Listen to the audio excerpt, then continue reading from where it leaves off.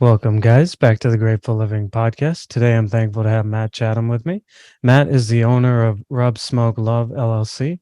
Rub Smoke Love is a smoked barbecue culture brand featuring the company's BBQ rubs and seasonings like beefcake for steak, burgers, roasts, ribs, pastrami, and gold bark for all manners of pork and chicken. Before Rub Smoke Love, Matt was an NFL player for 8 seasons from 2000 to 2008.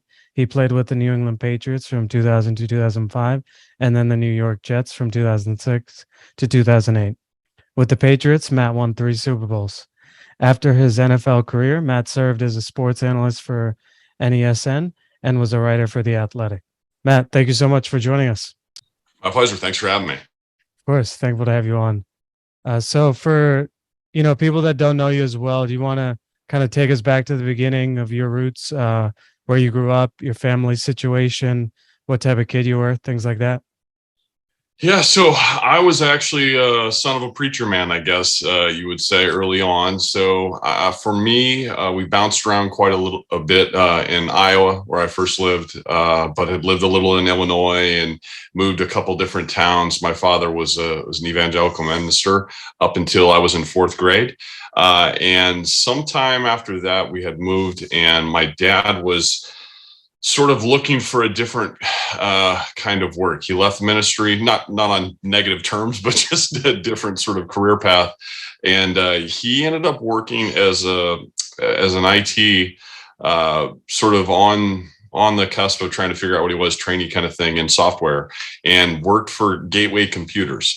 Gateway was a startup at the time in this sort of early mid 90s. Out by the airport in Sioux City, Iowa, and sort of that cow patch thing that became popular. And he was a really early badge number there, and sort of really grew in that particular business. So we would finally settle there in Sioux City, Iowa, which is where I grew up from basically fourth grade through high school. And then I went to college at the University of South Dakota, which is very near there, also near Gateway's plant at the time.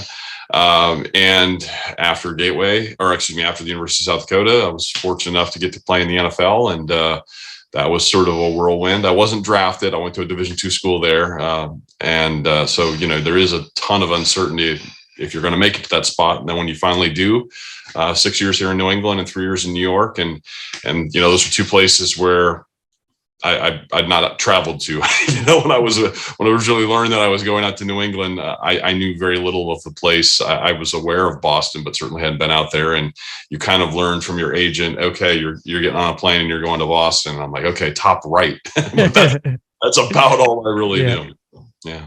Yeah. So you talked about it a little bit, but obviously football defined a good amount of your life. When did you start playing? Was it always just football? And as a young kid, did you have dreams of the NFL, or were you just kind of playing for fun because your friends were playing? Yeah, it's kind of one of those things where you ride the line. Like, of course, every kid dreams about it, but you feel a little corny if you get outside yourself and just assume you're going to be there, kind of deal. So I was an all sports kid. I played everything that my parents could get me into at the YMCA and, all the city town league stuff. And then all through high school, I was a four sport guy, and I was pretty successful in really all of them in high school, more or less, at that level. But I think the path for football from that point to college kind of chooses you. I was a pretty solid basketball player in high school too, but I'm 6'4". So, a 6'4", 6'5" type person now needs to be a point guard. Yeah. And I was more bulky power forward body, but at that height, I was a pretty solid baseball player as well. But what happens when you sort of start getting recruited out of high school, football comes first. It's the fall sport, right? So you go through that heavy recruiting season. I'm taking weekend trips to, all these big schools, and I'm excited, and you're trying to make this life choice, and you're this, 17-year-old, and your eyes are just huge. And what am I going to do? And your senior baseball season doesn't even come until the spring. So you're making a life decision on football during football, right? So I kind of went with that. Not that it was a regret, but it kind of chooses you a little bit, especially when the body type that I had. So, I wouldn't say that I necessarily dreamed about that. I wanted to be doing some sport. And I was a pretty aggressive kid, loved contact. So I think, again, with all the paths with different sports, that kind of ultimately just naturally happens.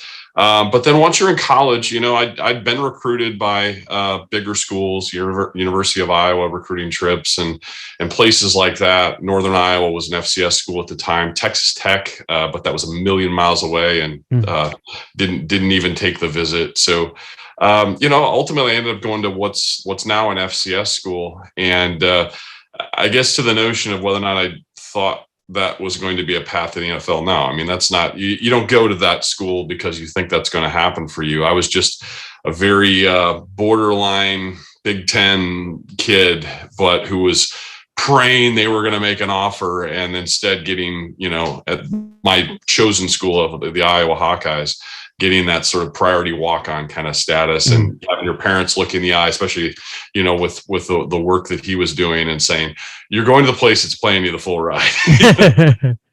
It's cool to want to be that, but this place school is free. So that's the road you're going to take. Yeah. I guess for you, like, as you look at maybe your college life, given that maybe most of the guys didn't anticipate the NFL coming, I assumed you had to be pretty self-motivated.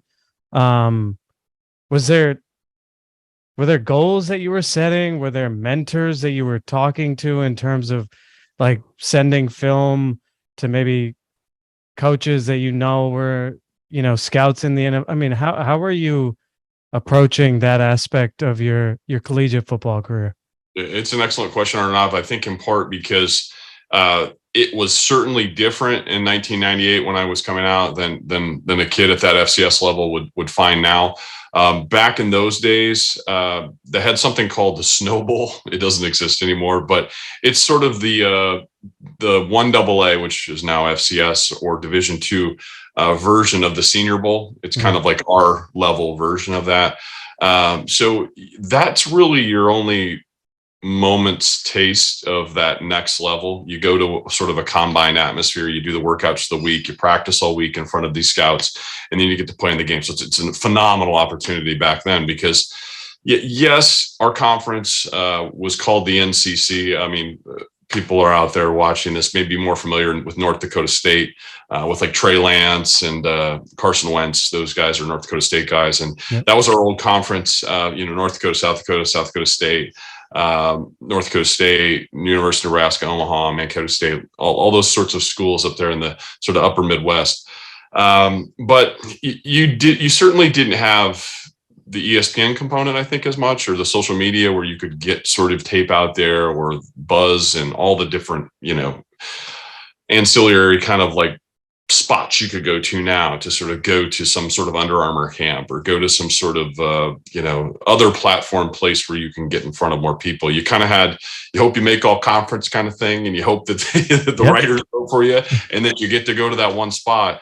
I don't mean to make it sound like I'm from some never time or whatever. The scouts did exist and they would come, and it was a massive joy, but it just was a little less common. You go through your years, and I think I don't, from my freshman year till my senior year, I don't believe we had any NFL guys, but the conference would, from the time to time, there'd be a few guys trickle through, but ultimately actually I ended up being, one of several, ton of really good players. And again, these are going to be maybe some more obscure names to greater NFL fans, but Steve Hyden was a really good tight end in the NFL, played for years. Jim Kleinsasser, really good tight end, played for years.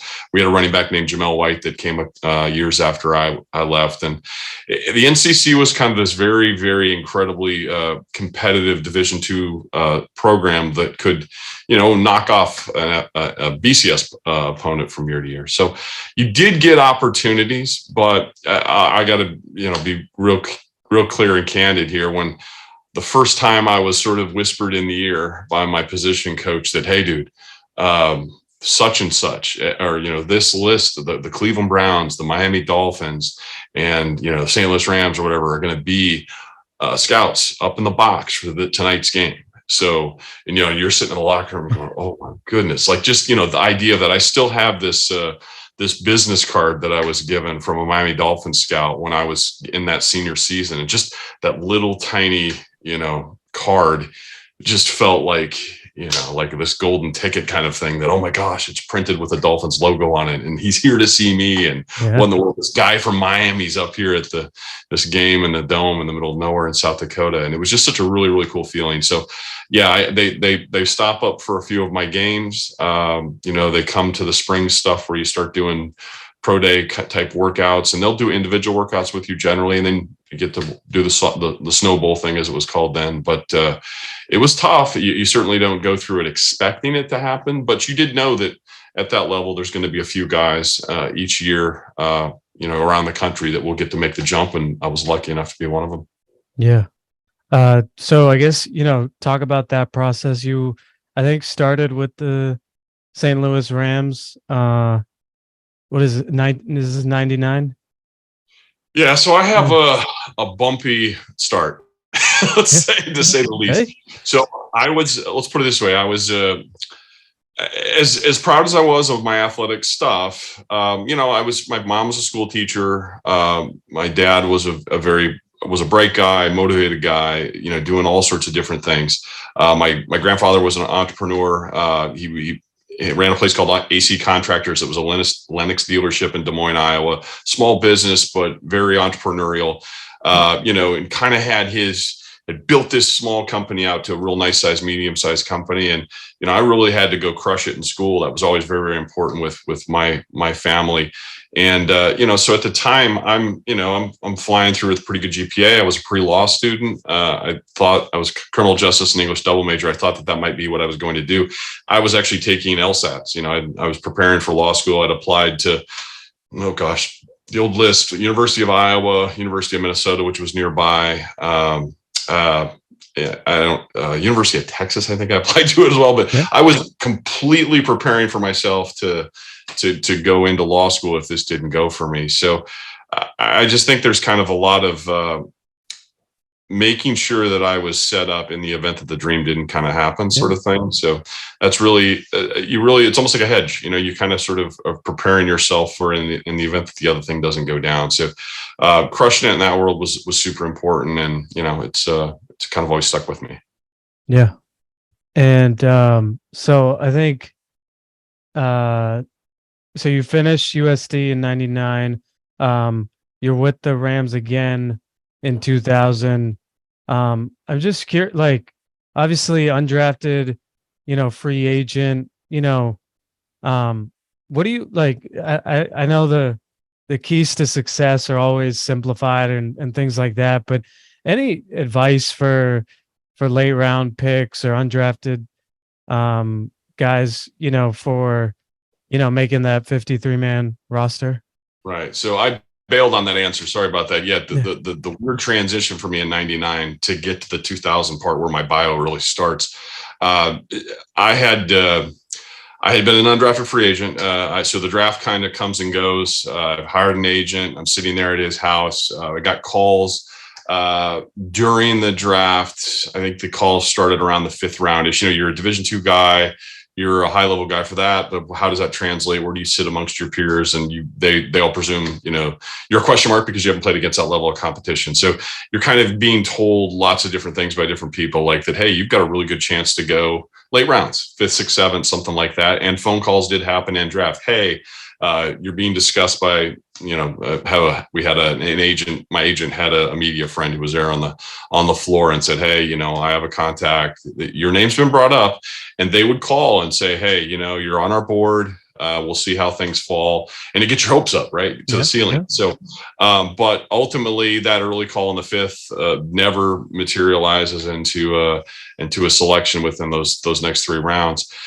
And your heart just sinks to the floor thinking, oh my gosh, that's it. But then immediately the thing ends, and then the phone starts going wild. So I had offers, the undrafted free agent stuff, offers from Indy, Cleveland, and St. Louis. So I chose St. Louis in part. Basically, I think what a guy at that time sort of does is you look at depth charts, you look at contracts. You're sort of taking your agent's advice for the path of least resistance, possibly. The 3 teams I'm talking about in 99 had not had good years in 98. So these were all three of them are probably bottom 5 teams that particular year, previous year. So you're kind of looking at the outside linebacker, which is the position I played, depth charts and saying, okay, if there's some sort of like stalwart captain, Pro Bowl type guy at the spot, at either of the two outside linebacker spots, that's okay because you're not coming in to be starters. Like, what's the depth look like? Is it a well-paid guy behind him, or is it a super high draft pick behind him? Is it somebody that's they're married to that you walk in and you're going to be third string, and that almost doesn't even exist in the NFL? You basically have to make it to the 2 deep to be playing. Yeah. So I chose St. Louis on, just sort of recommendation of working through that process with my agent and saying that's the place we should go, and we went with it.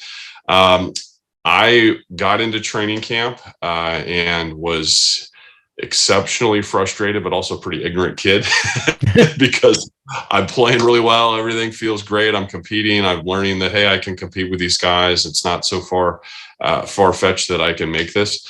And things kind of went quiet for me in camp for a week or so, where you're just, you've been just for weeks and months, you've been competing, you're involved, and all of a sudden the reps stop. It just goes cold.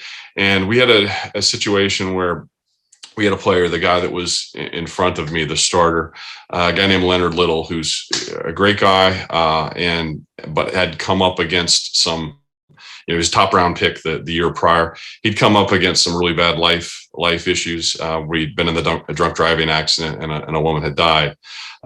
So he had been waiting on sort of what's going to happen with suspensions. And this is years before any of the Roger Goodell stuff and, the prescribed penalties and lengths of time. And so I believe it was in that season. This is the season prior, by the way. He served sort of a time served kind of suspension at the end of the year because the accident happened late in the fall. And then as we were all waiting that off season, that was sort of this open door for me, Leonard's uncertain status, and maybe I can sneak in and move into the 2 deep kind of thing. Word had come out, I believe sometime there during camp, that, hey, Leonard is getting sort of a time served and is going to be reinstated. And I remember my position coach coming to me and saying, don't be discouraged. Just keep plugging away. We still like you. Opinion on us hasn't changed. But then I just saw my reps like fall off the table, know? And as this young kid who really, really doesn't understand how this stuff works, you start thinking, oh gosh, what does this even mean? Am I going to be holding a dummy for some other player? And, they were very candid, much different than in New England. And they would, my position coach would say, hey, you'll make the practice squad. And I'm like, gosh, what the heck is that? Like, I don't practice squad. I don't want to be on the practice squad. I came here to play, Yeah. So I actually was an extremely frustrated young kid that didn't quite understand what that phrase, practice squad meant. And I was really insistent on, I'm good at this. I don't want to hold the dummy, and I don't want to be, a practice player. I want to play. And if it's some circumstances have changed here with your team, and that's completely understandable and unforeseen when we signed this, just release me, let me go. There were those other teams that wanted me, this is a very, very childish kind of train of thought, but that's, where you're at when I'm 21 years old. And I went to Charlie Army, who was the general manager at the time, and sort of laid out my case. And he says, no, we don't want to release you. We actually still really like you. You're just a developmental player and you're young. The practice squad isn't what you seem to think it is. And I just was like, no, it is. And I'm leaving. Right. So I went back home to college. So I left training camp. At the time, they had some sort of camp designation they put on me that, left camp kind of thing, where they were sort of reserve your rights. You're still owned whatever by the Rams. And I went and finished out my last year of school. So I had double majored at the University of South Dakota in criminal justice and English. I was doing a pre-law thing, and I had it kind of in my head, and USD was communicating back and forth about, hey, I still want that full ride scholarship paid for. So in the event that I just leave this behind and I'm doing this other stuff, am I going to have to come back and pay for school? And they had indicated that, you can come back and use it, but you better use it now, kind of thing. So it's Division II is a little different than sort of the other world. It's all guaranteed from start to finish. So I was weighing that in my head. It's like, I want that paid for school and I want to finish it. And I do not want to play practice squad. So I played that card, which wasn't a strong card for the very little bit of leverage I had. Yeah. Went out, finished school, but, still continued to get the itch as the fall went on. And I had my agent call back and say, hey, he finished up college, he's done, but he still wants to play. and they invited me back to camp again the next year. So 2000 is technically the first year where I'm air quote in the NFL, but I had that oddball 99 year where I went through an off season, I went through training camp, and before preseason games is when I was already back home to school. So probably one of the weirder starts to a career that you'll never find, but I was there through the 2000 training camp with the Rams, and was cut at the end of camp with the intention again of putting me on practice squad just for the weekend because they had an injured wide receiver. So they needed an extra body. They expose you to waivers. I was basically learning that I was 53 of a 53-man roster. Hey. I'm exposed to waivers, and then out of my control, the Patriots claim me. So I'm on a plane to New England, and I'm playing on week 1 for the Pats. So that was a whirlwind. It wasn't certainly not the sort of path that you expect to go, but then I found a home there, and it took off from that point forward. Yeah, I guess, what do you think you did in terms of that 2000 team? I mean, obviously the Rams cut you at the end because they had, I think, a wide receiver injury or something like that. But initially you had made, at least the 53, as an undrafted guy, like, was it just preparation and being coachable, or like, what would you give advice to guys that are late round picks or undrafted trying to make either the team or practice squad? Yeah, I think it's very difficult to make sort of a recommendation across the board, because if you're as a mid guy, I say mid, I play linebacker, right? So on the defensive side of the ball, we have our linebackers, maybe the safety bodies. Offensively, more your tight ends and running backs and some of the receivers. We sort of have like a second tier, like a point of entry that's a little different than, say, if you're an offensive lineman, because we can play special teams, right? There's sort of a stepping stone to sort of finding a role. And so for me, I'm the backup linebacker to the guys with the starters when I came there in 2000. Willie McGinnis, stud. Chris Slade, stud. Been there for years, both of them. High pick type guys. So I can come in and have to learn. And really that's sort of the thing that is really your best end. Can I know this stuff cold? Am I versatile enough to, yes, I'm not the starter, but in a moment's notice, can I play any of the other linebacker spots? And can I get up to speed quickly? Am I sort of someone you can depend upon, knows responsibility? I was always a very physical guy. I always had the physical attribute stuff. But, I was not a high-end pass rusher at all. Very mediocre. I'll say that about myself. I'm an end-of-the-line guy, but I didn't pass rush so well. But I was very good in run defense, and you could kind of just sort of find a niche. It's like, I'm good at this, I'm not good at that. I can be really, really good at the special team stuff because it's the open field. I move well for a guy my size and incredibly aggressive and all that kind of stuff. So it's kind of like, okay, where do I best fit? I'm not going to be, a lifetime starter here for a decade. I'm not going to be making Pro Bowls, but I can definitely contribute. So I think that was part of it, becoming someone who's coachable, who's flexible, who'll basically do whatever it is to stay employed kind of thing. And has a relatively varied skill set, but you sort of grow in that role. So early on in that 2000, you're just hanging on by a thread to employment week to week. But it just year over year, it grows, to eventually a point where I'm a captain, and I'm, sort of helping to run the special teams kind of group, and also trusted well enough to, pop in, to any of the linebacker spots and get starts from that. And it's just, I guess the point is really, you have to, well, it's a Patriots line. I'll steal it. It was the more you can do. And that's really kind of what was preached to us so much. You don't have to have a closed-minded of, hey, I'm the quarterback, I only do quarterback stuff, or hey, I'm the star middle linebacker, I don't do anything else. Like, you just literally have to be able to willing to do anything, and really sort of sacrifice your body a little bit and just be able to be willing to do whatever they need. And that'll take you a long way. Yeah. Obviously I can talk football all day, so I'll try to limit it to like one question a season. I guess maybe take us back to the end of 2000. You guys end 5-11. Obviously building a program in the NFL is tough, and that was Bill's first year. Um, you know, I guess what was Bill's message or what was the players feeling at the end of that year? Like, did they feel like, the coaching staff is good and we're headed in the right direction? Obviously in hindsight, the next year you'd go 11-5 and then, win three Super Bowls in 4 years. But I'm just curious, like what was like the feeling at the end of that 2000 season?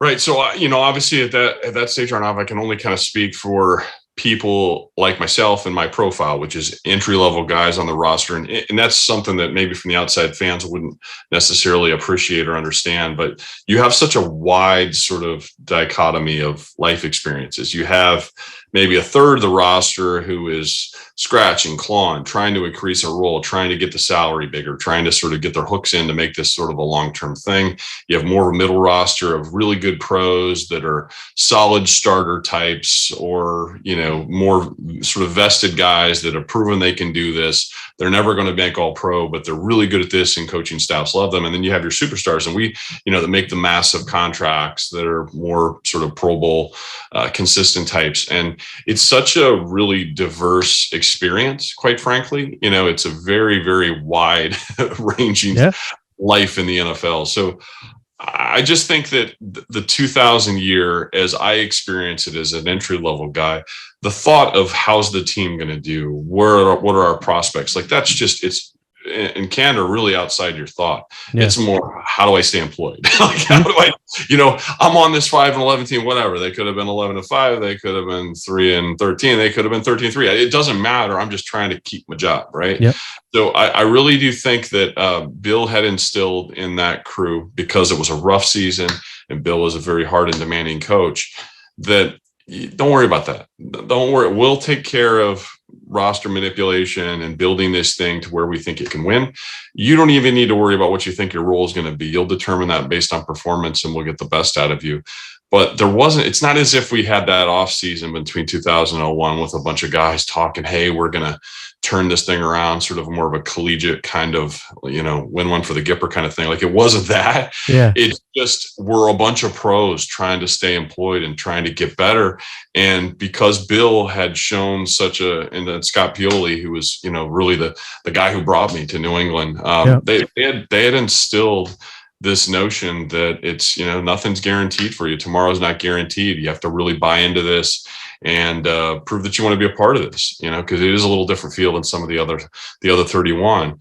But I really felt like that ethos, I guess, that they sort of instilled, that you have to continue to prove it day after day. Nothing you did before is going to help you stay employed here.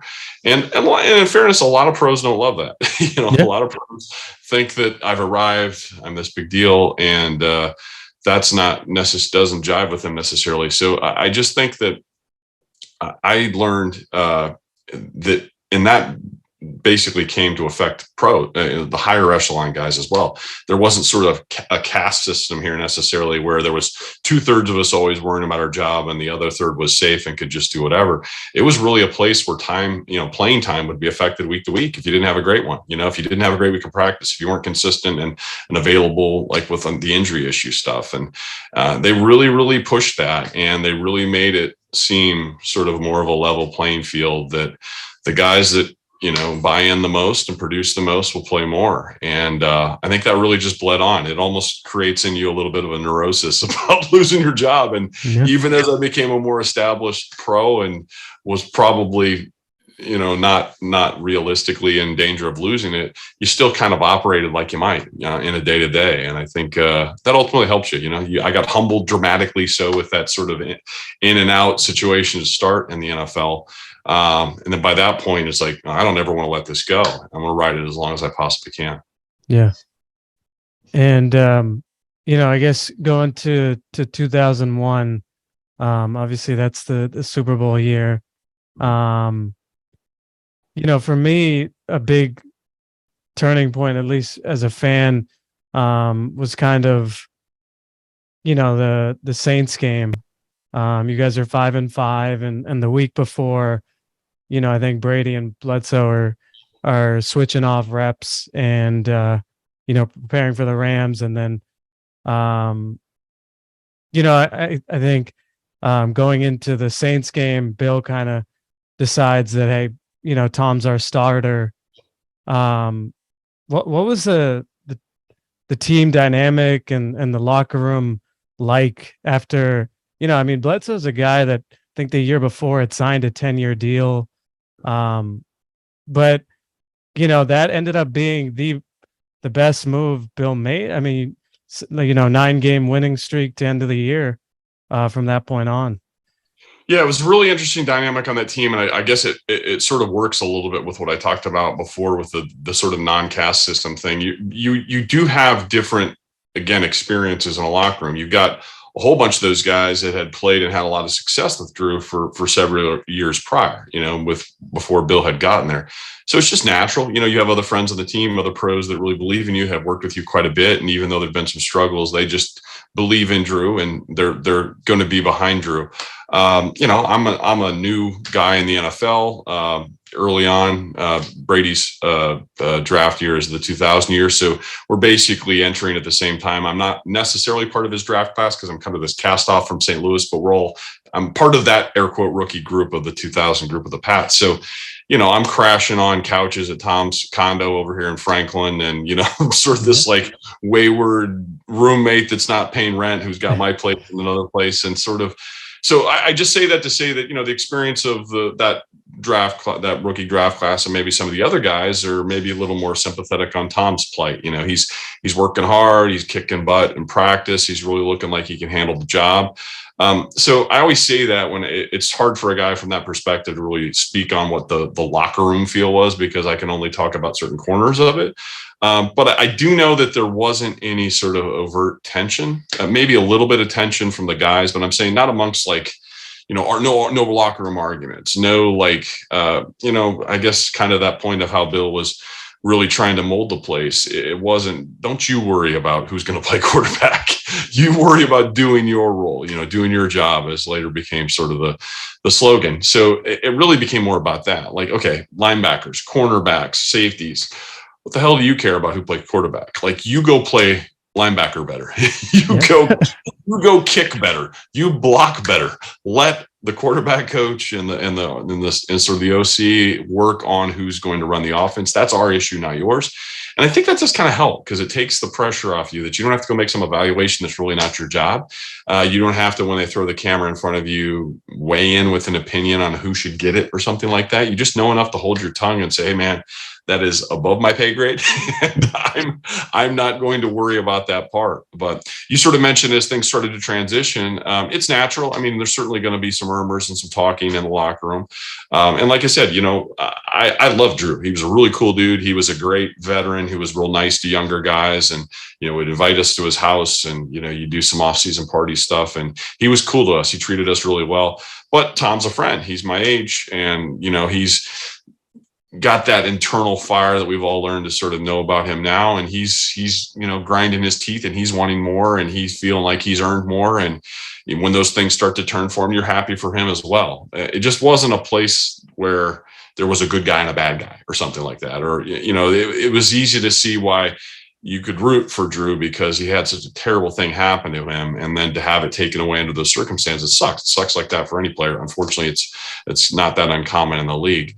But then for that window to open for Tom and to see how he just burst through it like no player really ever has before, that's pretty cool too. So it was sort of win-win. I just think that ultimately we started to rally together as a team. And I guess this cuts against a little bit with the Tom Brady story, but you have to remember Tom was sort of an ensign in the league at the time, much like myself and other people. He wasn't asked to come in and lead the Patriots. He was asked to come in and play quarterback, not turn the football over, manage drives, do great with clock work, pick it apart in sort of 2-minute situations and 4-minute, and really just win when we had to win. But we weren't scoring 40 points a game. He's not asked to throw for 300 yards each week. It was very much a defensively led team. We had an exceptional defense and a lot of veterans on that side of the ball that bought in, and played at some all-time levels there throughout courses of that season. So we didn't, the story with the change with Tom's awesome. And it was definitely a big factor, but it wasn't the only thing going on. Yeah. What was it like being a world champion? Oh, it's a great question. Because again, you asked when we kicked this off about the Yeah. things you dream about, the things you let yourself dream about. Well, no, come on. A kid in Iowa, I didn't even really have much sense of what the Patriots were, and you kind of grow up, quite frankly, in Iowa. So you're in an area without a team. There's a lot of states in the union that are like this. We don't have an NFL market near us. I live sort of quasi centric to like maybe the Vikings are a little further north, Chiefs south, Denver a little bit further out west, Green Bay is a little bit further. But you have sort of pockets of fans, which are kind of in a place without sort of a staid team. So a lot of us are Hawkeye fans, and sort of the college team that broke my heart kind of things. But the point in saying that is I don't think a lot of, if you're excelling in high school there and you're dreaming of the next thing, I don't think, at least maybe I'm just speaking out of turn here, but I wasn't really dreaming of Super Bowls. I got to be honest. I was dreaming of being a Hawkeye. I was dreaming of playing for Hayden Fry. I was dreaming of, and then when you don't really have a team, sometimes you'll cheer for far out market stuffs that are bigger national brands like the Cowboys, or me personally, I was a Raiders fan, in the middle of Iowa, which makes no sense. Yeah. So for that reason, I can't honestly say, I'm some kid scribbling in a notebook dreaming of Super Bowls or something like that. It's just, it kind of comes and it's like, wow, okay, now that would be cool, but it's not as if I was, writing in a journal, someday I'm going to play in the Super Bowl, baby. That's not truthful, but I do think that I've watched NFL on TV like everyone did, and you get the big saucer eyes. It's just such a huge platform that is almost beyond your dreams a little bit. But then when all of a sudden it comes crashing around you, and I'm dressed up in all this gear, and my first preseason game was actually against the Raiders, so you're seeing that shiny silver helmet, and it's just the stuff you've idolized for years. But again, with the whole Super Bowl thing, after the 2000 season we had at 5-11, we weren't talking about Super Bowls, and then after the slow start we had in 01, you're just really happy that, holy crap, this stuff is kind of starting to turn for us. We're a good team. Oh, we're actually maybe even better than good. We're starting to get pretty great relative to the competition, and we just went on a late run. But the Super Bowl kind of just happened. It's like, we didn't enter the tournament saying, hey, damn it, we're going to win this thing. We entered the tournament saying we're going to win this week. And then the next week came, well, let's win that week. And then, oh, shoot, okay, we'll win the next game. And then all of a sudden, I'm in New Orleans and you're winning this game and you get a ring. It's just the coolest thing in the world, but it came upon us sort of fast. Yeah. That was also a good time in your personal life. I believe that's the year you got married to your wife. As you kind of look back on that journey with her, any advice to single people on love or marriage? Yeah, I would say the thing that I appreciate the most about that is, and I know a lot of guys have had this identical experience, other guys that have been at the other side of the spectrum and just didn't have that and found their love later in life. But I kind of had, so she's my high school sweetheart, by the way. I should put that out there first. We started dating in high school, dated all through college. She went to the University of South Dakota where I went, and she was on an athletic scholarship too. So we were sort of ride or die. We were in early and we were together throughout. And I took her on a pretty ridiculous journey. I mean, we talked about me deciding to bail on training camp and go back to college and what the hell are you doing kind of thing. And my wife had, when I returned to the Rams that next season to go at it again, she enrolls at something called Webster University. It's in downtown St. Louis. She was there to get her MBA. She was a super smart math and finance kind of person. And she had undergraduate stuff and was going to get a graduate business degree. And she could have had her choice of other places to go. But hey, I'm down in St. Louis and she's going to come down with me and live there. We're not yet married, as you mentioned, but we'll be getting married kind of thing. So she enrolls in an MBA program and then I get my ass cut. So now I'm in New England. So for the 2000 season, and I think it is a 2-year MBA program. So she was able to do the first full year there in St. Louis and had to remain behind. But then we'd often fly on weekends to come to come see my games and stuff. But, her life was altered by trying to sort of follow me. And, she was just kind of always there for me. So an absolute rock. And that's something I would say that it's a huge boon for a person to have going through this incredibly stressful thing as the NFL. I can't even fathom it, to be honest with you. All the little life things that you need help with, organization of just things at home and bills and family drama and all the different things you have to deal with. It actually would seem to me very daunting. I don't know how guys that were single-handled that. Honest with you, it's very wonderful to have that rock, to have that person to help guide you through it, and honestly, to be the person that when you come dragging ass in home after a really tough practice, maybe after a week when you had a tough loss, maybe you didn't play so well, and Bill is, coach is crushing you, and you're being challenged, and you have to come home and say, "Damn it, I don't know if I'm still, if I'm going to have a job next week," and just to be able to run through that sort of gamut of emotions and stress, and have someone to work through with that is really helpful. Just as a motivator, just someone who believes in you and continues to push you and doesn't let you give up on it, especially since I've had a moment of quitting in my history, to have that person to say, "No, not this time." And, just continue to focus. And, next thing you turn around and you've spent 9 years in the NFL, and she was there throughout. So it's a pretty cool deal. I did not have children though in the NFL until I had a camp baby. My son Lex, who's now just entering high school football here, his freshman year, Awesome. is going on right now. I just have photos of him in Jets camp that last year. I believe the year was it Favre's year, when Brett Favre, the 1 year he was with us. But I just have the photos of him as a little child. But that's something I was always a little envious, I guess, of some of my buddies like Teddy Bruschi and Mike Vrabel. Their kids are all bouncing around with them on the practice fields, and I didn't get to experience that because I waited till later. But it is cool to have that someone sort of go through the trip with you. Did you find, balancing your personal life and, the NFL is pretty demanding, you're working on Sundays, working throughout the week. Was there a time you guys designated to you guys, or was it, we'll catch up in the summer and more kind of, right. Do whatever we can during the season, I'll give you a sense of the tempo of an NFL year for folks out there that, the world doesn't get to experience this. And it always sounds kind of goofy to me when you hear guys gripe about it, because we realize how incredibly you look back. It's like, I was fortunate, you're so fortunate to be doing this. But the one thing that is very difficult for NFL players, it's tough to keep the relationship because it is so outrageously intense for, say, about a 5 or 6 month span. And, more public people have stories that fans would hear about more is a guy like Brady, like a guy like Tom, who has a huge family now and a wife and a very committed family man. But you don't get to be that. You don't get to be the full version of that for several months, because you really become married to the team, like it or not, right? You're spending 10, 12, 14 hours a day in that facility. Especially if you've got children. I mean, when can you? They have bedtimes. They're often in that bed by the time you get home.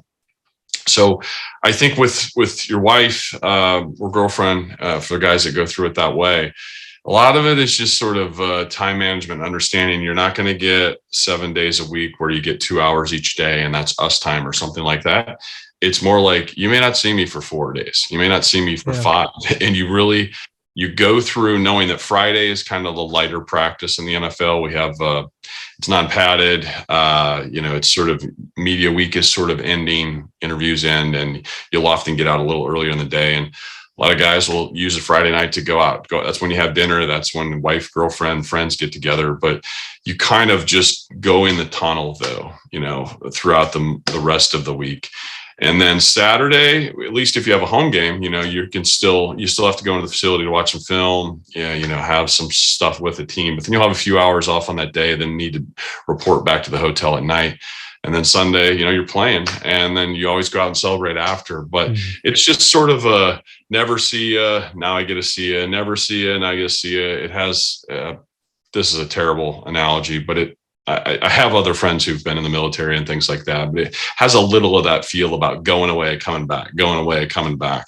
And so there's pockets where you don't see one another and you almost sort of learn to expect it.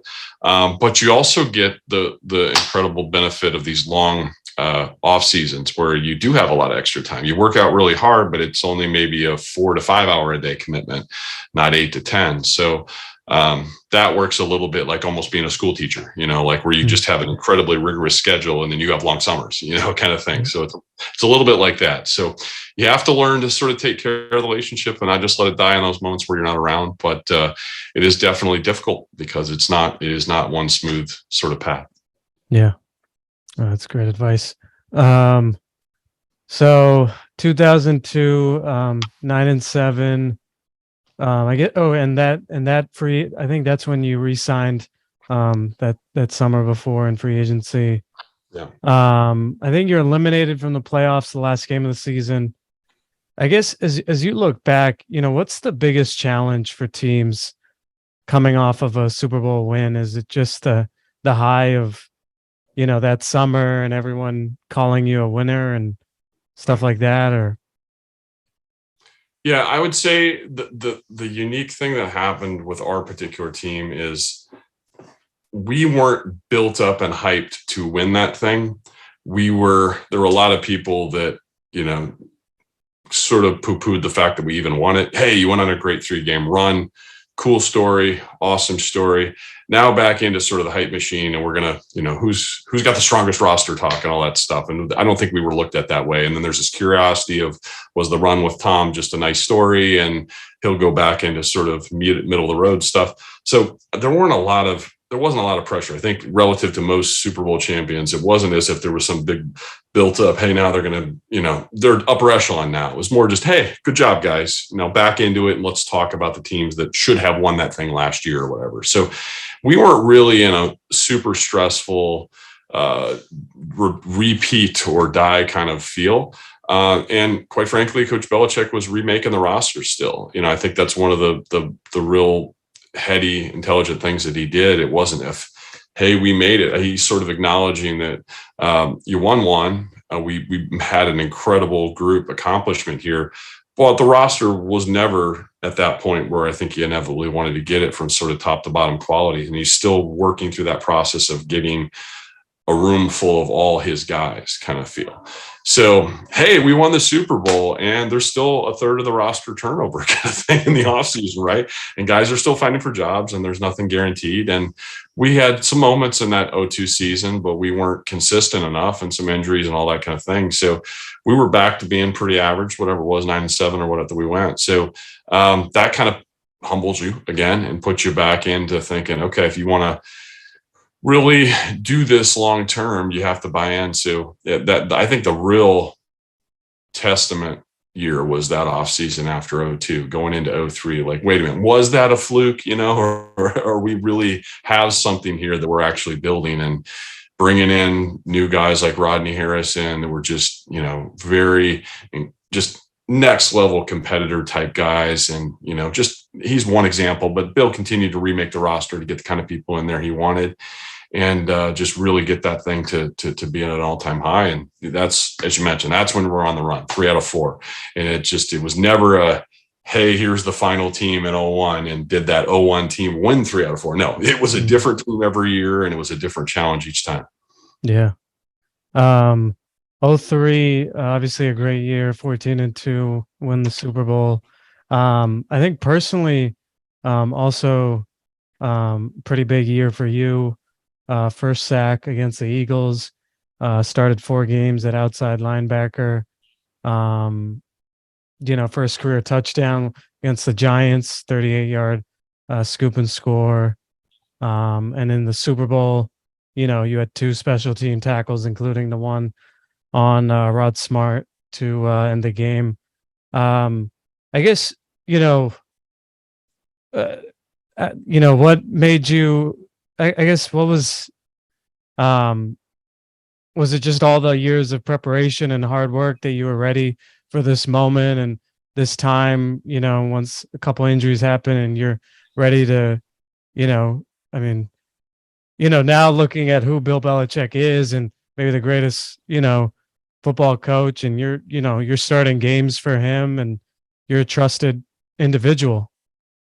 Yeah, I think that's a way to look at it. It is certainly a trust that's not given, it's built. And it is incredibly helpful, I think, for your career to work hard in those off seasons, to really nail it as far as being a dependable responsibility guy, as far as knowing your role inside and out, and even knowing the roles around you inside and out.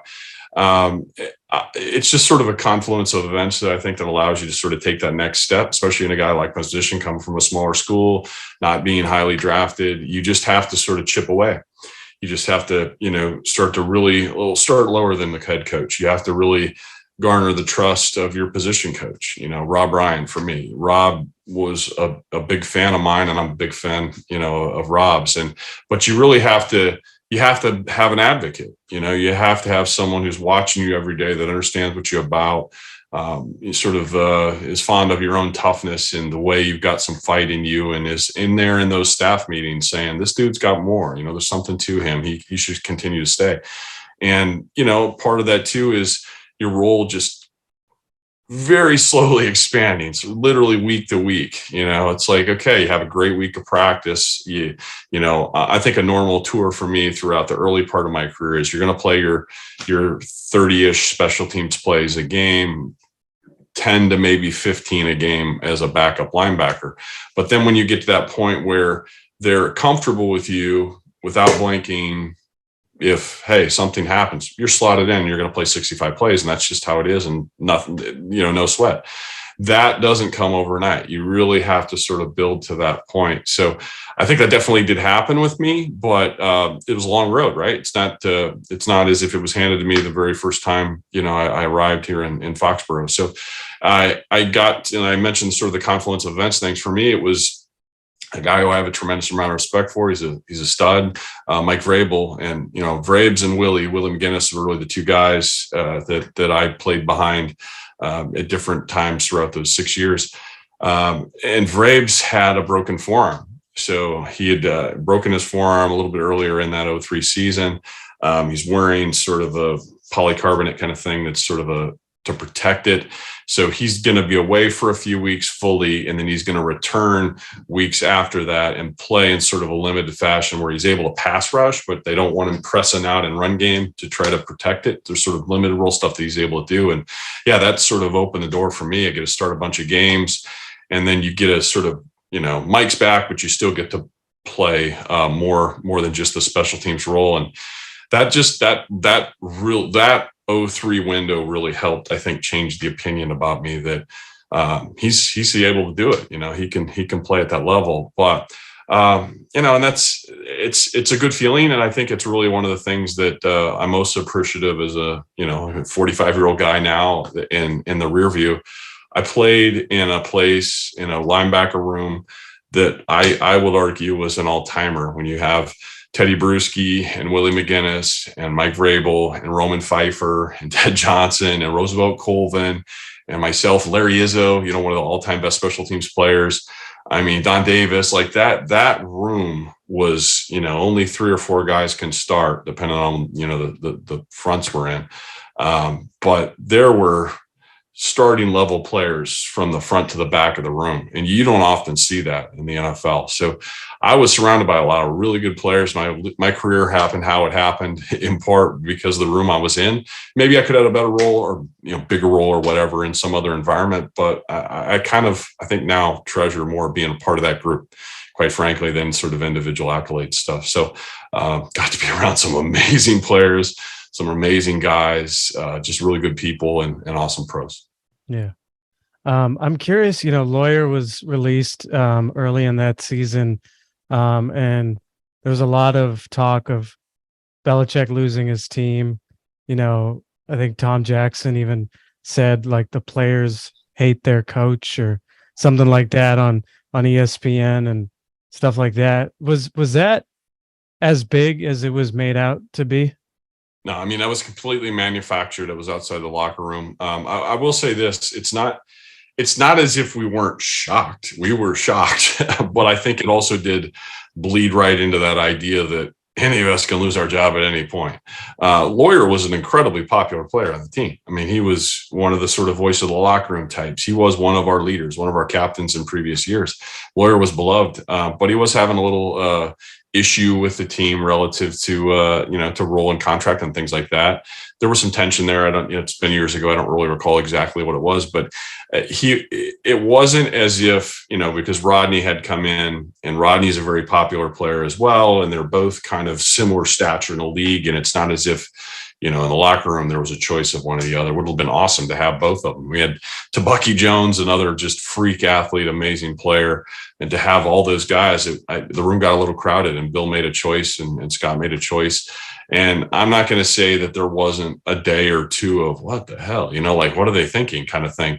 But that's a million miles from hate their coach. There's going to be shock and surprise in every locker room. That was a relatively big one because he had been a captain. He'd been such an instrumental player in our first Super Bowl win. But again, it just led back to that whole idea that we're all living under a system here where we could lose our job at any moment, and nothing's guaranteed. So that happened. And, I think all it did is really send people back to say, okay, it could be me next week. So I got to go continue to do what I need to do to stay here. And I don't ever really remember the feeling, or there were no conversations that I had, now as sort of a growing veteran in the locker room kind of thing, that there was some sort of animus towards Bill now, that we were mad about him cutting such and such player. I don't remember that being the case at all. Yeah. How was it performing in bigger games, and like, does that get easier with experience, or when you're playing Carolina and things like that in the Super Bowl, high pressure games? Yeah, the way I'd say, Arnav, is it's one of those things where you dream when you're watching it on TV. You're watching Monday Night Football, or as a kid, I'm watching those Hawkeye games, or I'm watching the NFL stuff. You dream of what it must feel like to be down in there amongst sort of the sea of fans. But it's, to me, the experience out in the stadium, when you're actually down in there looking around at all this stuff, it's such a cool initial thing. But, if I played over 100 whatever games in my NFL career, I think I stopped seeing it a few games in. So it's so cool. And then it's like, wait a minute, it's just, I have this other job to do.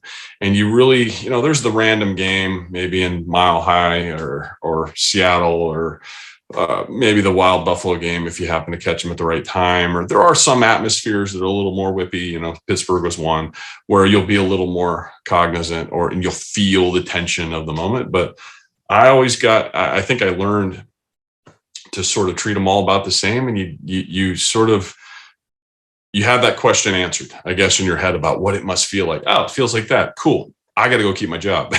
So you really, I think, start to put that stuff behind you. And I personally had a lot of my best games in the biggest games, and you kind of learn to, and that's kind of what keeps you employed, to be perfectly honest. Do you continue to rise to the moment when it's best to do so? But I think it's super duper important that you're prepared for that moment. And that's where the Belichick stuff was so helpful for me, because that incredibly stressful, situation isn't hitting the pit of your stomach for the first time when you're standing there at 1:15 on a Sunday afternoon.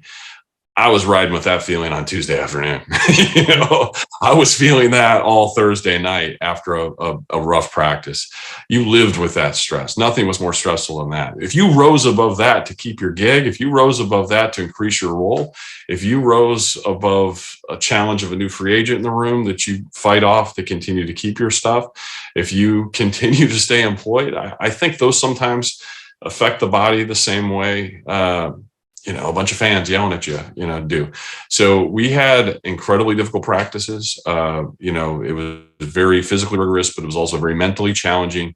Bill was, is a tactician, but he also is someone that knows when to tighten the screws and when to loosen the screws. So I never felt pressure. in games. I felt pressure during work weeks. The games were fun. I could do that because you really learned how to get it done during the week. Yeah. You played 6 seasons under, I think probably what most would consider the greatest coach of all time. All of us, I think, in life and, in business are trying to be consistent with success. And, I think in the last 20 years, maybe the Patriots' worst season is like 7 wins. As you look back and reflect on Bill, is there something that, like, the game is the game, it hasn't, I mean, obviously you can be smart in different situations and, take a safety, with the Broncos or whatever and stuff like that. But is there some aspect of Belichick that all of us can take to wherever our profession is, whether it's business or some other aspect? Yeah. So, obviously now I'm in product manufacturing after a dozen years in media. So Yeah. I am in a massively different world. But I went and got an MBA at Babson when I left Babson College here in Wellesley. And Babson's the #1 rated entrepreneurial school, MBA program in the country for, like 25 years, 30 years, whatever the heck it's been. They rock. They dominate in that world of small business and startups. So I always kind of felt like the biggest lessons I got from Bill were really sort of full system understanding. He wasn't someone who just said, memorize your part of the playbook and, just that's all you need to know. And I know that may hit an ear as possibly conflicting with the do your job thing, because do job is, yes, just, worry about your part. But you see it with a lot of the coaching conversations now about who's going to be the coordinator and who's the play caller and all that kind of stuff. It is also a place that, although they're saying do your job, you are compelled to, forced to learn many, many roles. So Bill is quizzing the cornerbacks about what the defensive lineman's job is. He's asking the linebackers what the tight ends are really looking at their week against their version of linebackers. You need to, I can in certain weeks throughout the year, I could be quizzed on a lot of things I knew that were being put to the quarterback group, so he was really big on you understanding the whole game. And now that said, when it's time to do your job, that's the portion you concentrate on. But where I think that sort of lends itself to business is, I leave the NFL after 9 years and I'm a pre-law guy. I'm now 32 or whatever it is. And I'm really not up to the idea of going to 3 years of school and to go practice, maybe in mid-30s at that point. So I want to get into investments of some sort. I want to do my own sort of thing, but I don't want to just blow it like a lot of guys do. So I'm thinking in my head, okay, if I'm running a business, I need to understand the whole thing. I need the full system understanding, which is a little bit like Bill's deal. Like, you can't just come in and I'm into product development only and then not have a grasp of finance or marketing or the R&D component or whatever other function you're going to have to grasp. That's why the MBA is so, I think, helpful. You really just get a broad view, and you get enough knowledge to be professionally competent in a lot of areas, to also not just do all those functions, but learn where your weaknesses are so you can fill them in with other people. So, and that's probably one of the most important things to learn, that understanding your own strengths and getting into some sort of life of interdependence. So we would also talk about that. It's an old Stephen Covey book thing where he talks about sort of the stages. And, dependence is the childlike state where you're just absolutely needing someone else. You feel like you've grown up because you've hit independence and you're on your own, but that's not really the top spot. The top spot's interdependence, where you can find out how much stronger you can be collectively. So I always felt like once I realized, just to get enough of a broad view of how things were so that I didn't get conned, so that you just blow an investment so you weren't taken advantage of, that's great. but it also then becomes at that level about team building, building a system. In my world now, it's building supply chain and supply chain management and really managing a bunch of different sort of levels and having a grasp of stuff that I don't have 20 years of experience in, but I have a lot of mentors, a lot of people that I can lean upon, knowing what are the right questions to ask and knowing where I can fill in my gaps, and then also, crushing the parts that I'm really good at. But you never stop being on a team. That's kind of something you learn. If you want to go solo, you'll die solo. But I think you continue to learn. You never stop learning. And I think that's the fun thing I find really exhilarating, I guess, now with this new gig. Yeah. Maybe similar question to Tom. I don't know if it is anything different, but, obviously you saw him when he was basically, I wouldn't say nothing, but barely a fourth string quarterback on the 2000 team, does well enough in camp in 2001 to maybe be second or third string, to now, most considering him the greatest football player of all time. Is there anything that you saw in, because you saw those early years where he was kind of finding his footing and things like that? Is there something from Tom that all of us can emulate in our life? Yeah, so I think that if I were to talk, and I do this because I coach youth football for the last 3 years, and I think Tom is one of the best examples in sports, really sports history, about not letting who you are or who you think you are be some sort of book with a cover around it that the story's already been written to. He's literally a dude who was expanding his game, changing his abilities, pushing the boundaries of what he could physically do year over year, not just into his 30s, but now 40s. He never accepted that this is all I am. And it's something that's a great tool for my own kids. We have this, I have a weight room in my house, and we have this whiteboard, and we write "built, not born." And the notion is you aren't just what God gave you. He gave you sort of the avenues to go get more, but it's the building part that matters the most. Like, what are you willing to stack upon sort of the starting point? And I thought what has impressed me the most about Tom is Tom wasn't anywhere near as good when I knew him as he is now. And that's not a slight at Tom. It's more of a praise of him, that he made himself better. Like, he literally improved time and time again. And, you could write down sort of the 20 functions or 20 different sort of aspects of the game or things that you got to crush. And his ability within each of those categories, is doubled, and he never accepted that I'll always be a 7 in that category. No, I can make myself a 10, And I think one of the things we often see this a lot with young athletes, that they'll be more apt to do their practice time and do their work on things that they're already pretty good at, where, take it to just regular life. Like, if you are in my job, if I really just enjoy making barbecue rubs and cooking, cool. If I spent all my time doing that, we nail formulas, we nail sort of our SKUs or iterations are masterful. We just got a great product. But if I just do that, I'll never have a company. The company is the marketing, the sales, and the packaging, the supply chain management, all that stuff. And I got to get better at all that, or that other thing that I had that came natural to me won't matter. And that's where I think Tom was just really, nobody's done it as well as he has. Nobody has started with what he was given and made more of it. And I think that's really something where, especially when you're talking to young athletes or even young kids in school, I'm a good example of that. I was, when I did my application at Harvard, I applied at Harvard, BC, and Babson for the MBA programs. Yeah. I was always known as a kid who was off the charts on the qualitative metric stuff. I think on my GMATs, I scored a 99. So I was highest percentile you could be, but I was 55th percentile on the quant.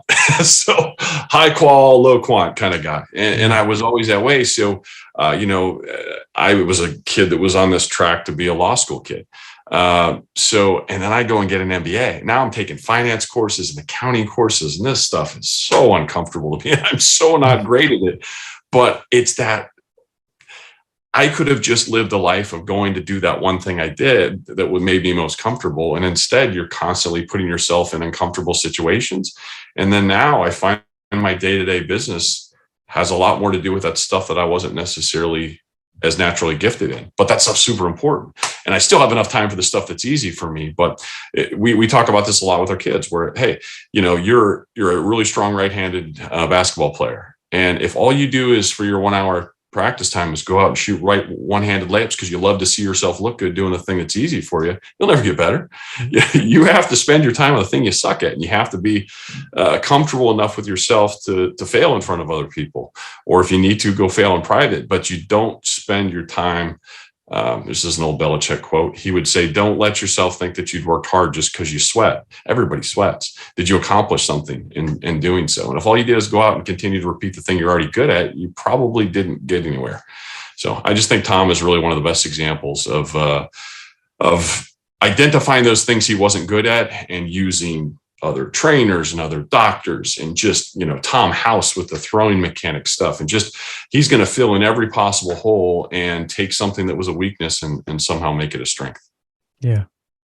How have you dealt with the increased fame, and, maybe people trying to become your friend, or maybe people know, okay, like, that your son's father, is Matt Chatham or whatever. I mean, how has that aspect of navigating life been? So when you're my profile, you're a small school guy from the Midwest who's now 22 plus years in New England. So I've actually lived out here longer than I lived in my hometown of Sioux City. You're part of an amazing run, the three Super Bowls in 4 years. You're part of sort of that group that helped bring this stuff here. So you have a certain notoriety for that. But the reason I mentioned the word profile is, I'll be candid. I also know I'm not Tom Brady. I know I'm not Teddy Bruschi. I know I'm not Ty Law. I know I'm not Willie. I was a role player on exceptional teams, but you almost get to the point where that's more what I'm embracing. I'm very self-aware. I know exactly who I was, and I'm incredibly comfortable with that. I was really, really good at what I did, but that doesn't make me, I'm not a star necessarily. So I think that's kind of part of it. Like I'm not expecting every meal to be paid for me. I'm not expecting to have everything I do comped. I'm not expecting to, just sign autographs for hours. I'd rather just shake a hand and have a conversation for an hour, I think that helps. I think because at this point, I live out amongst all these people that are following me on Twitter, and we get in these conversations amicably, and sometimes people are arguing with me, but then I'm, seeing them at the bar later, and I think that helps. I think in my particular case, especially as even when I'd risen to the level of being a captain in the NFL, and you're a little more in front of the camera, still, I'm still a backup player. I'm still a role player, considered a veteran leader type, but I'm not making Pro Bowls. I'm not on the front page of the paper kind of stuff. So I've always felt like when I sit here at 45, most of the people who encounter me at the grocery store, all around the region, know me more for TV, quite frankly, than football. Okay. It's Nesson. It's a very local market. Your face is on TV all the time. I worked for ESPN for years doing college football games. I worked at the Big Ten Network for a couple of years out in Chicago. It's just because of the way football is with this helmet. On any given team, you really, really know 3, 4, 5 personalities or faces, but there's a whole swath of guys that, fans, they're really hardcore fans of the Pats, know your name, may know your story, know your stats, love watching how you play and stuff. But the face stuff and the recognition stuff in our particular sport is way different than your baseball players and basketball players who, they're not covered with the pads and the helmet. So you see more of them. I find more people that, you're the guy from Nesson than you're the guy from the football stuff. So, okay. How do you have any regrets from your football life, or do you think about how often do you think about wins, or how often do you think about, the '05 Denver loss, or '06, with the Jets losing to the Patriots? Like, or is that like in the past? You live that, you don't really think about that? Every player has regrets, and I think everyone has situations they'd like to redo. I was really a guy who worked against myself really early in my career for some little thing I had in my head that I thought was an asset for me that I didn't quite understand. And now, having been a coach, although at a lower level, you kind of get a different perspective. I was a kid who was proud of how tough I was, loved to fight. I would be a guy who would get the personal foul. I would be the guy that was beating someone outside of practice, kind of thing. I love to be the enforcer type. I kind of made that part of my ego, or part of my sort of identity, I guess. I'm the tough guy, right? And honestly, that's a little silly from a coaching perspective. Like, you got to have tough guys, of course, but you have to have guys that play within the rules. And I had a real problem in college and even early in the NFL, where I cared more about that identity than preventing myself from getting penalties. Mhm. And I would often, when I say work against myself, I was well liked and had added value, but you can build up some equity with a hell of a great block, or a hell of a great tackle, or a whole sequence of great stuff. And then you put a 15-yard penalty on it, and all that good work you did sort of either gets wiped away, or gets, almost like they're equal. So that's definitely something that, teaching young kids now, try to impress upon them that you can be the toughest SOB in the world, but it works against you if you hit a certain point and you're not also helping the team when you're sort of exhibiting that toughness. So toughness without self-control isn't really an asset. So, being the toughest guy, and we're not in a fighting sport, you gotta couch that. So I think that's really something that I have a regret, that it took me a little too long to kind of figure out. I thought that was a thing that was working for me. I know that, some of my position coaches love that I was that guy.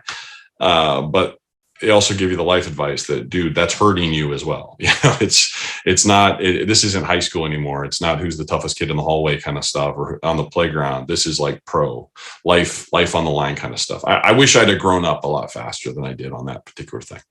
Yeah. You're now a father of two.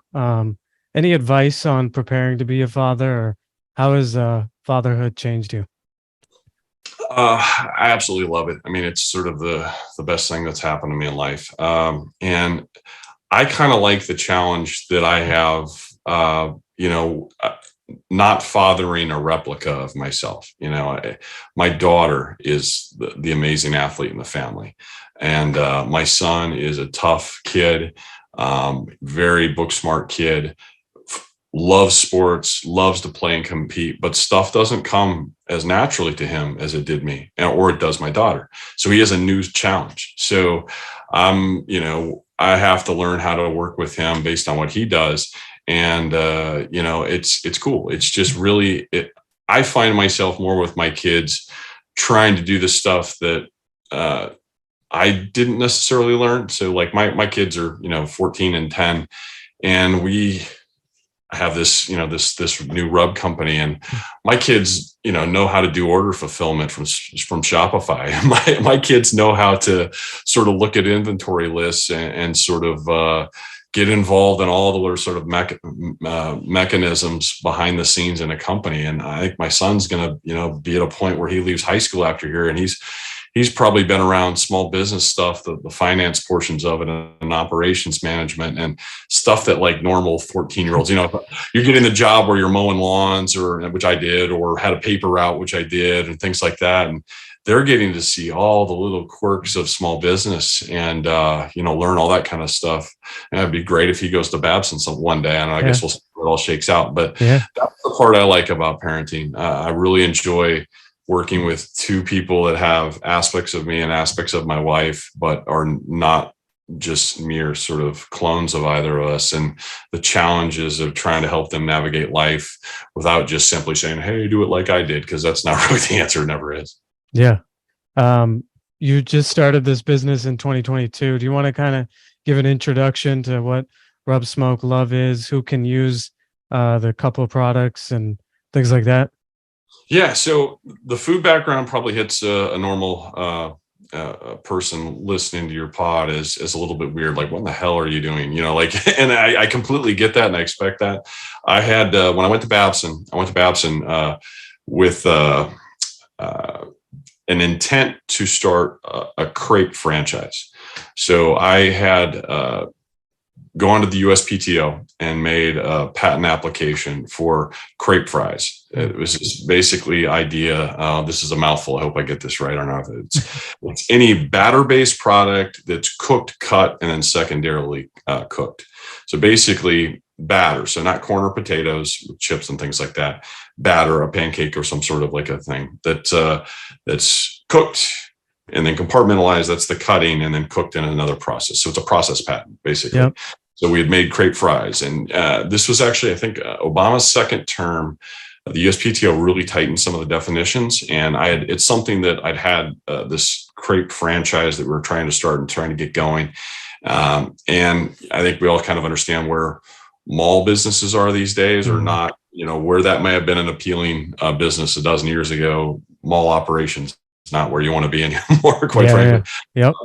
So it's kind of one of those things you learn, and you go into an investment, you do good to get out, you learn a ton from it. But also the patent itself was something that could be profitable as a license type thing. But then when definitions change, it can become cost prohibitive to maintain. So abandoned that. And quite frankly, that's what got me into the media stuff. I was still running my restaurants down in North Attleboro, and they're the executive producer from up there in Essence coming down to my store and asking me to come do TV. And I'm like, well, I don't want to get back into football. And, so eventually I'm sort of drugged back up there. So for me, the thing that I went to Babson for and I worked so hard on was something that I jumped in with, had a concept that I'd won Babson's business plan competition. You're competing against 100 other things, and super smart kids, many of them much more intelligent than me. And I come up with this sort of idea and really developed it out, and it ends up winning. But you also, part of the thing that we learned about in entrepreneurship is if we find sort of a roadblock, you can find ways creatively around it, or you can acknowledge that might be a reason it's not become scale. And I think that's kind of where I got to with that. But that said, I still go into media, do it for many, many years, and realize I still got that itch. I still really want to get back into food, and I don't want to get back into food establishments. I want the products. I want to really create and develop something and share a love that I have. So this rolls back to the old thing with my mom. But my parents were very, very Midwesty, but the church culture kind of thing. So you've got your big potluck meals, and they love Sunday dinners, and they love your Easters and Thanksgivings and Christmas stuff and all that. And just the big spread was kind of our thing. So I love to cook. I love to entertain. I love to have everyone over for drinks, and I'm going to smoke food and barbecue, and just like, I'll put as much pride into that I can put out there as anything with football. So this was an opportunity where I've been smoking food for 20 years. I think there's a lot of things that I do privately that I've perfected, but without, getting sort of a Johnson and Wales kind of thing or some sort of food degree. I don't have that. I don't have professional training necessarily, but I have enough so, and a great network behind us at Babson where we have awesome contacts at a lot of these food manufacturers or other guys that have done startups who you can get in their ear and sort of talk through the process of building out a brand and taking it to scale. So I've had this passion about barbecue. There are some limitations in parts of it. I didn't open a barbecue restaurant, very purposely so. I'm more interested in sharing products that can sort of be like almost food teaching.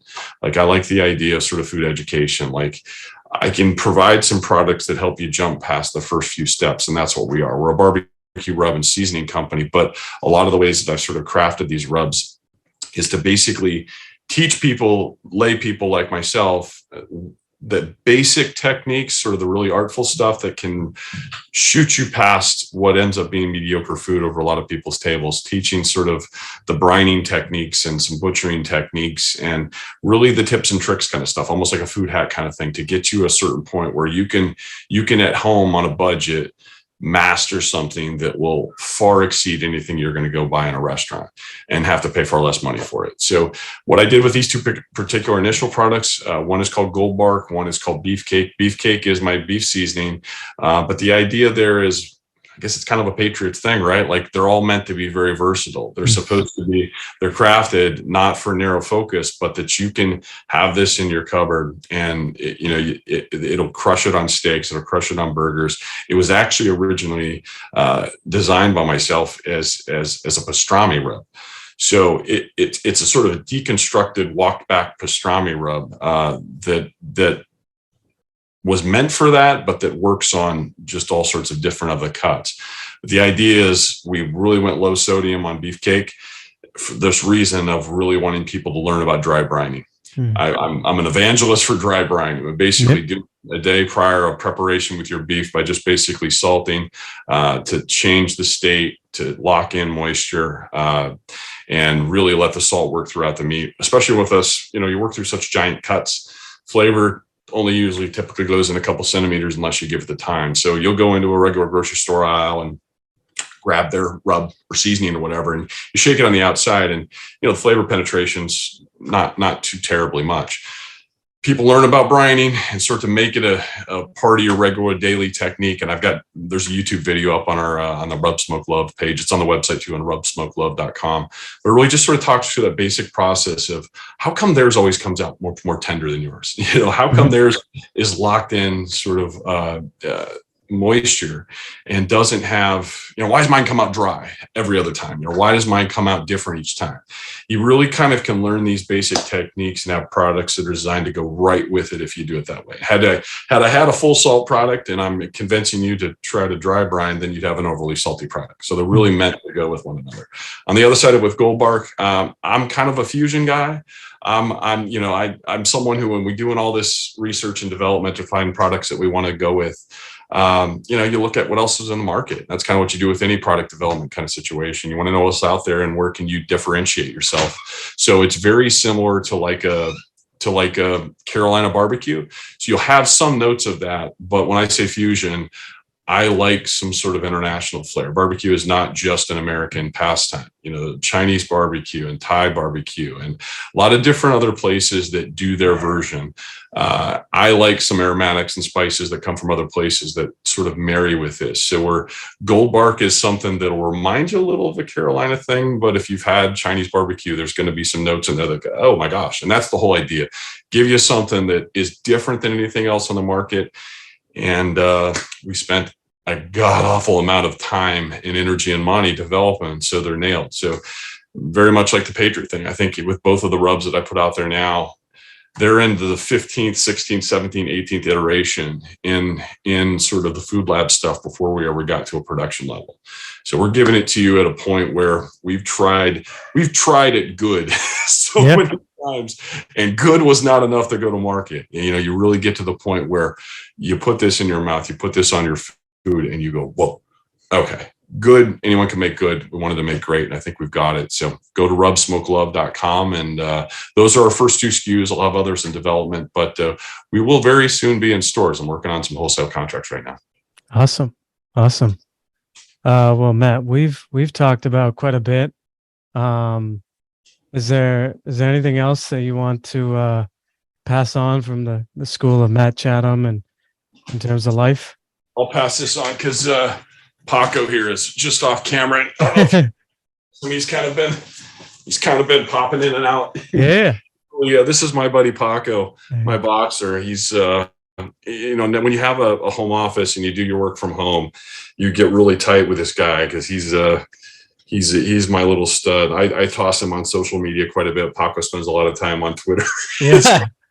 But he's also very lovable, as you can see, and can't figure out why Dad was in here all by himself for so long and not letting him come in and hang. So I'm a giant pet advocate. Love my boxers. Had Frenchies before this, Shelties, all sorts of different kinds of dogs. So I'm a big man's best friend kind of guy. So, Yeah. hey, Pac, he's very, you can see he's very, it's late in the night. It's Yep. Dad, why aren't you snuggling with me on the couch time? Awesome. Well, Matt, I just want to thank you for coming on and sharing your life story, and giving us the insights in terms of learning from Bill or Tom and trying to apply that to our lives. And yeah, thank you for coming on. If people want to support you, what's the best way for that to do that? Yeah, so check out. Here we go. Let Pac down here. So definitely go to Rub Smoke Love, rubsmokelove.com. Check out those products. We've got a unique sort of setup there that's really meant to not intimidate people. I mean, the idea here is, the brand says smoke. If you're not a smoking food person, this is not that. This is around the clock, all year, 365 days a year. If you just cook in a kitchen, if you just use ovens, if you use stovetop, it's still something that can really help you start to get more confident with your cooking. It's really meant to take away the first few steps and help you nail it. So check that out. And, we'll obviously continue to expand the line as we grow as a company, but that's the best way to support us as of now. I'm at Chatham58 on Twitter, and rubsmokelove.com is where you can find the stuff. Awesome. Thank you again for coming on. Thanks for having me.